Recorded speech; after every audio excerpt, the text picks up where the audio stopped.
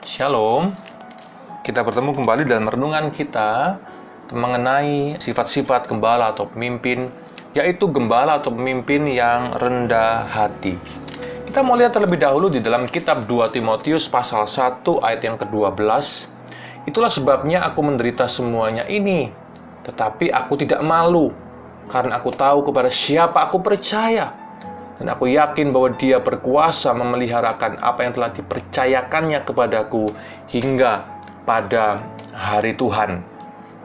Bapak, Ibu, Saudara-saudari, kerendahan hati adalah hal yang sangat penting yang dimiliki oleh seorang pemimpin atau gembala. Kerendahan hati itu tidak sama dengan minder, ya, rendah diri. Itu hal yang sangat berbeda sekali. Kita tidak boleh minder, kita tidak boleh rendah diri, tapi kita harus rendah hati. Kerendahan hati adalah sesuatu sikap dan nilai yang sangat dijunjung tinggi oleh firman Allah.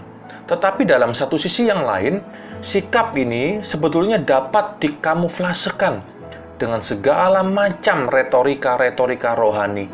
Tetapi nanti pada akhirnya, buah kehidupan seseorang akan terlihat.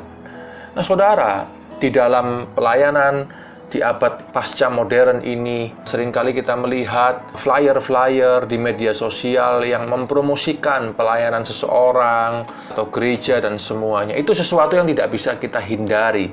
Bahkan di dalam connect group atau kelompok-kelompok sel kita mengiklankan itu di media sosial yang ada. Sesuatu yang tidak bisa kita hindari mungkin. Tetapi sebagai seorang pribadi yang jujur, kita harus betul-betul melakukan semuanya itu untuk kepentingan Tuhan, bukan untuk mencari nama atau kepentingan kita. Karena bagi seorang gembala, bagi seorang pemimpin dalam level apapun juga kita, entah kita coach, entah kita TL, entah kita CGL, entah kita sponsor, atau kita pemimpin dalam departemen pelayanan, tugas dan pelayanan yang diemban oleh seorang pemimpin itu penuh dengan pengorbanan dan pengabdian diri, serta kadang tidak akan tampak di depan mata, sehingga mendapat pujian dari manusia. Itulah esensi dari pelayanan yang sejati. Tadi dikatakan apa? Rasul Paulus mengatakan ia tidak malu untuk menanggung semua hal yang harus ia tanggung, bahkan menerimanya dengan rela dan kerendahan hati, karena Allah akan memelihara apa yang telah Dia percayakan sampai pada hari Tuhan dinyatakan. Kiranya kita semuanya menjadi pemimpin yang terus belajar untuk rendah hati dalam segala hal.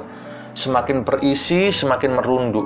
Seperti padi, semakin kita tahu banyak hal, semakin kita pandai, semakin kita diurapi, kita harus semakin rendah hati. Baik kepada orang yang selevel dengan kita, kepada orang yang di atas kita, bahkan kepada orang-orang yang levelnya ada di bawah kita. Kita tidak membeda-bedakan. Kita harus belajar terus menjadi orang-orang yang rendah hati.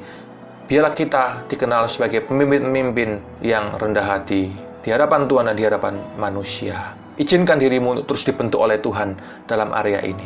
Tuhan Yesus memberkati kita semuanya. Amin.